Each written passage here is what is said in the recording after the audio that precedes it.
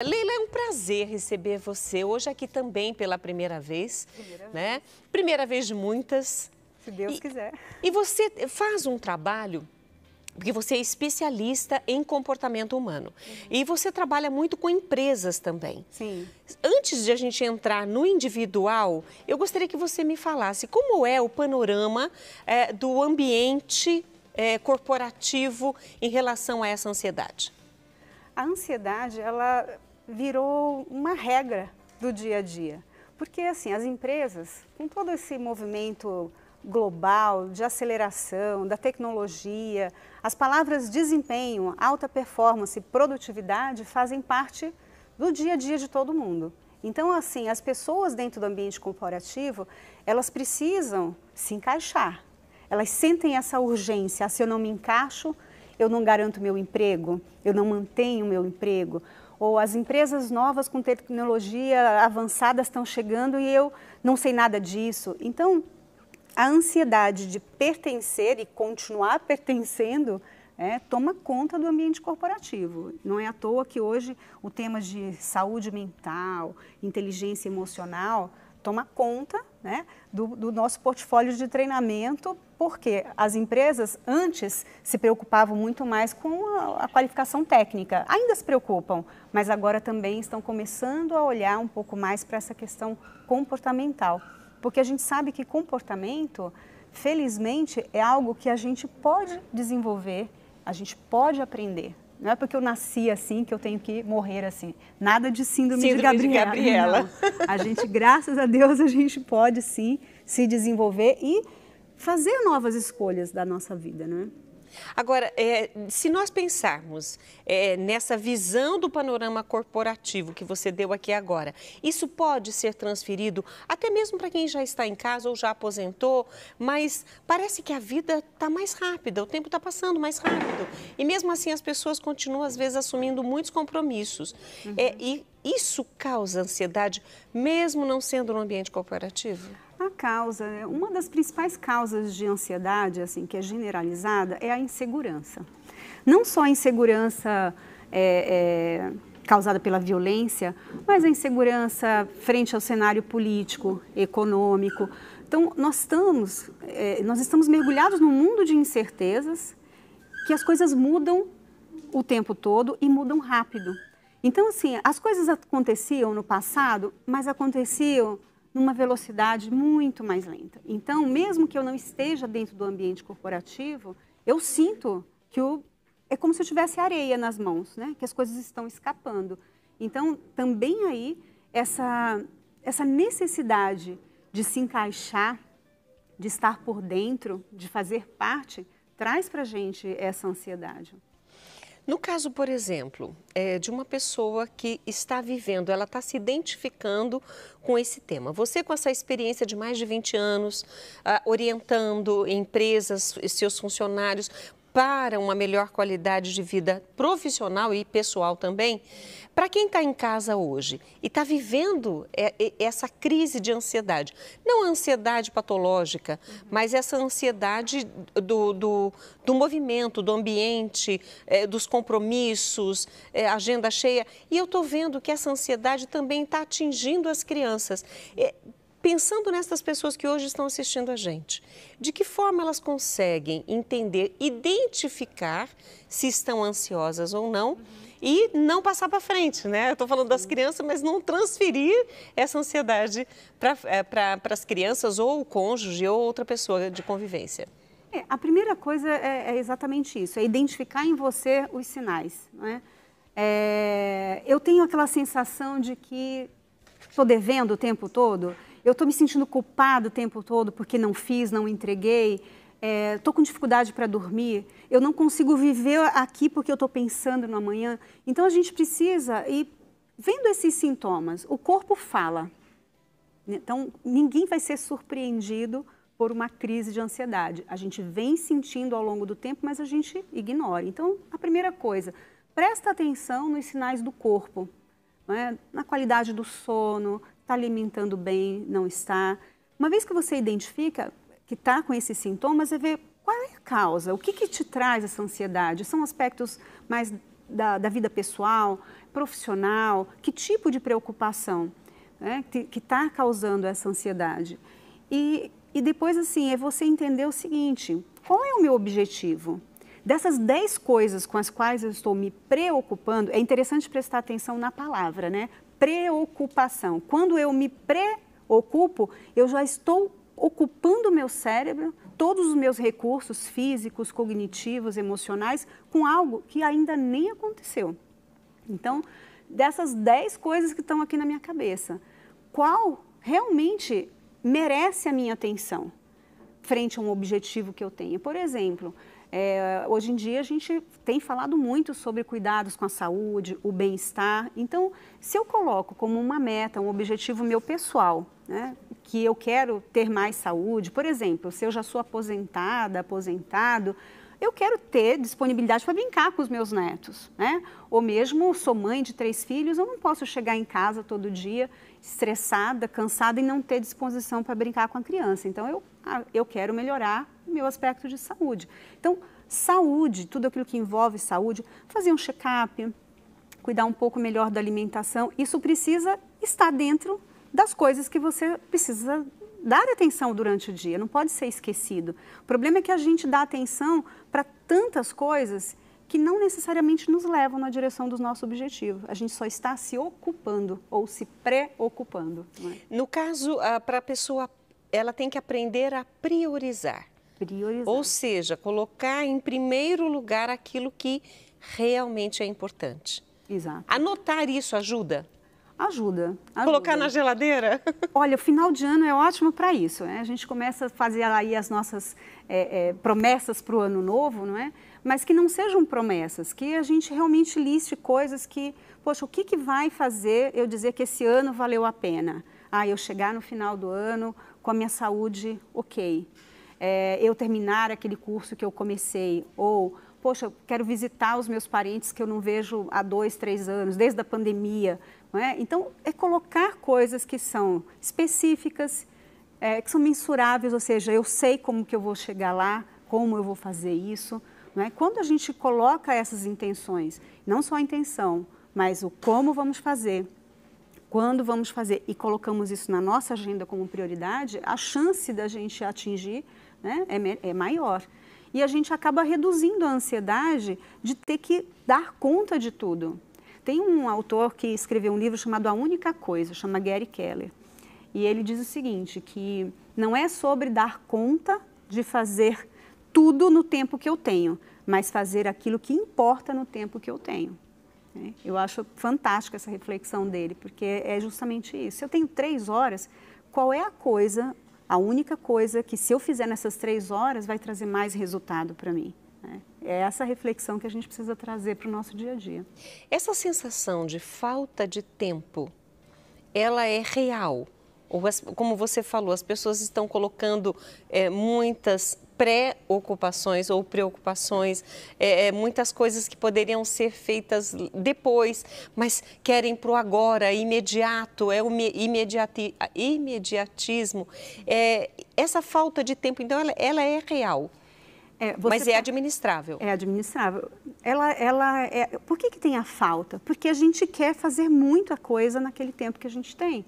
Só que a gente se divide entre muitas coisas, né? Diferentes papéis na nossa vida. Então, quando eu elejo as minhas prioridades, eu aprendo a dizer não. Então, tem aí a síndrome do imediatismo, né? A gente não quer esperar, a gente não tem paciência com o tempo dos outros, principalmente, né? A gente fica intolerante e se eu sou mais acelerada, eu quero que os outros sigam o meu ritmo e isso não funciona, não é? A gente vê isso nas redes sociais, né? Exato. A pessoa te faz uma pergunta, passa 2 minutos, ela põe um montinho de pontinho de interrogação, dali mais 2 minutos, você pode me responder como se você tivesse todo o tempo só para aquela pessoa. Né? Você não viu uma mensagem ainda? E vem as cobranças. Mas essa pessoa é que está ansiosa, a outra está no tempo dela. Exato. É muito difícil vencer isso. E você trouxe esse ponto das redes sociais. que também é uma grande fonte de ansiedade, porque as redes sociais elas trazem, principalmente para as faixas etárias aí, 18, 24 anos e agora cada vez mais cedo, né, essa ansiedade de seguir padrões e do tempo que isso leva, né? Então, trazendo também um pouquinho do que eu vivo dentro do mundo corporativo, a nova geração ela chega e ela não sabe esperar 1 ano, 2 anos até receber uma promoção, né? Mostrar serviço. Quando as gerações mais de 40 para cima, 50, não tiveram esse imediatismo, né, na sua juventude. Então, é uma questão muito desafiadora para os pais trabalharem com seus filhos mais jovens, né, porque o imediatismo, aquilo que aparece nas redes sociais, é um dos grandes fatores também que contribui para essa ansiedade, né, a impaciência. Você deu algumas dicas, mas quais são as principais táticas para a gente aprender a administrar esse tempo, fazer com que esse tempo muito corrido se torne um tempo produtivo e com isso diminuir a ansiedade? Porque eu imagino, você até comentou isso no começo da nossa conversa, que essa ansiedade que fica por muito tempo, porque você vai assumindo e querendo, isso vai trazer prejuízos para a saúde. Sim. Então, para ganharmos saúde, diminuir a ansiedade, sermos mais produtivos, quais são as táticas? A gente precisa aprender a dizer não. Esse aí principalmente nós mulheres, né, que queremos abraçar o mundo, cuidar de tudo, de todos, a gente precisa aprender a dizer não, escolhendo aquilo que vai nos aproximar dos nossos objetivos. Não se sentir culpado de dizer não posso agora. Olha, desculpa, isso aqui não conversa com o que eu quero fazer no momento, porque às vezes a gente fica por comodismo, por conveniência, a gente vai aceitando, vai abraçando. Então, aprender a dizer não, eu diria essa é uma tática boa. É uma boa tática. Não é fácil, mas é uma boa tática. E a segunda é realmente definir quais são as suas prioridades e focar, colocar. A nossa energia, ela é finita. A gente acha que, não, a gente vai dar conta, mas no longo prazo isso traz prejuízos. Porque quando a gente está ansioso, né, ansiosa, o nosso cérebro entende que nós estamos diante de uma ameaça. E o cérebro humano, ele não distingue uma ameaça física, real, tipo um tigre, de uma ameaça moral, imaginária. A química que acontece no nosso corpo, com a adrenalina, é a mesma. Então, você querendo ou não, o seu corpo está pronto para o combate, quando você está ansioso. Então, isso vai reduzindo a sua capacidade de raciocínio, de lógica, de tomada de decisão. Pode ver, se você está muito ansioso, é difícil tomar decisão, fica em dúvida. Verdade. Porque a tua parte cognitiva não está funcionando. Ela fica bloqueada. Fica bloqueada. Então, se a gente quer realmente ter uma saúde mental, inclusive, capacidade de tomada de decisão, a gente precisa reduzir o nível de ansiedade. Tem uma pergunta que eu acho interessante. Tríade do tempo.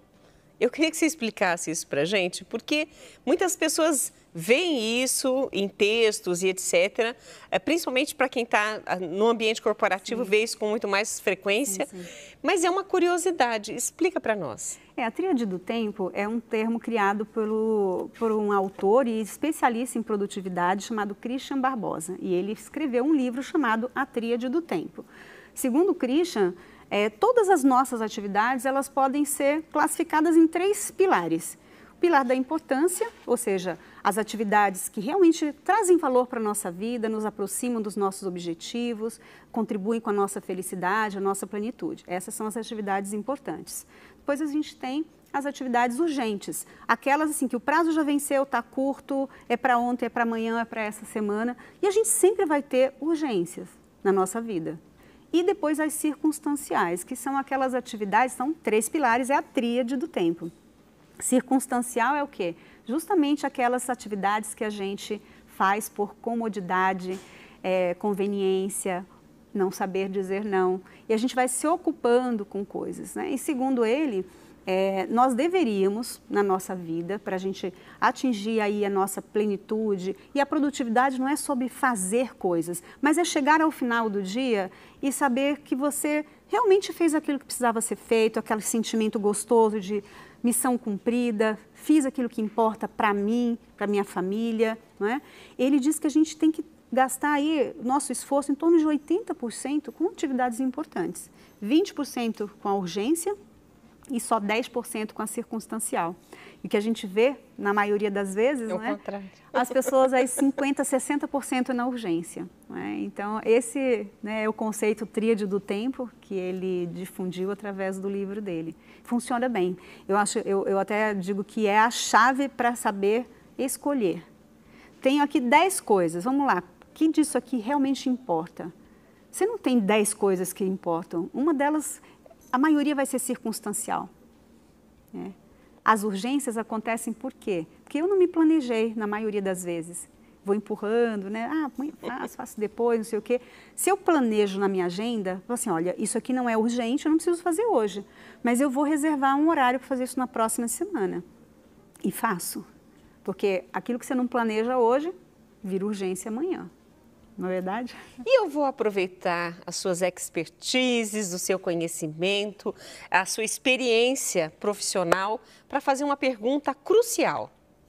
Tudo isso eu posso trazer para a minha vida. Sim. Eu posso administrar, eu posso fazer o levantamento das minhas atividades diárias, o que eu vou protelar e que pode ser protelado e o que é urgência, o que é prioridade.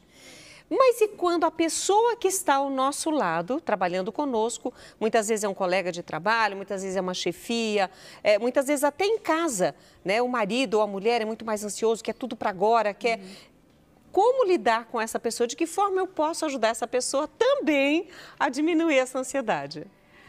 Olha, primeiro realmente é trazer para essa pessoa a reflexão do que ela está perdendo ao ser assim ou ao se comportar assim. O ser humano, ele só muda por 2 motivos, ou pelo prazer ou pela dor. E pela dor a gente muda mais rápido. Então, é trazer esse... Não é julgar, não é provocar no outro que ele se sinta mal, mas é fazer uma boa pergunta, olha... O que você está ganhando no final do dia, né? Ao se comportar assim, ou ao priorizar as coisas dessa forma? Não seria, né? Como que seria para você se você chegasse no final do dia e olhasse a sua listinha aí de coisas para fazer com elas feitas ou com as coisas mais importantes? Então, a gente precisa, com muito carinho, com muita fraternidade, estimular a autorreflexão. Né? Contribuir com isso. Esse é o primeiro passo. Se eu chegar para você, olha, eu tenho aqui um método, eu tenho uma dica, faça assim, pode ser que funcione 2 dias. Mas se não saiu daqui de dentro, né, a mudança tem que começar por dentro. Entre eu entender aquilo que é importante para mim e aquilo que não é importante. Então, eu acho que a gente pode ajudar a pessoa primeiro nesse passo. Perfeito. E olha, nós conversamos com a Leila Santos, que é coach, é especialista em comportamento humano, já faz esse trabalho há mais de 20 anos e foi um prazer poder te receber aqui. E nós nem falamos da correria do dia a dia das mulheres que cuida de filho, de casa, vai no supermercado, ainda responde para uma amiga e faz... Gente, a nossa vida realmente é... Agora, você nos deu o caminho. Agora é só começar a preparar aí o nosso dia a dia para termos um pouco mais de tranquilidade, menos ansiedade e, com isso, mais saúde. O primeiro passo a gente pode dar e pode ser feito hoje. Oh, delícia! Leila, quero agradecer a sua participação. Nós já estamos disponibilizando seus contatos para que o pessoal possa te seguir nas redes sociais, possa conhecer o seu trabalho. Claro. E é claro, né, a gente hoje aprendeu muito com você, espero que você volte mais vezes. Com certeza, foi um grande prazer estar aqui com você e com a sua audiência.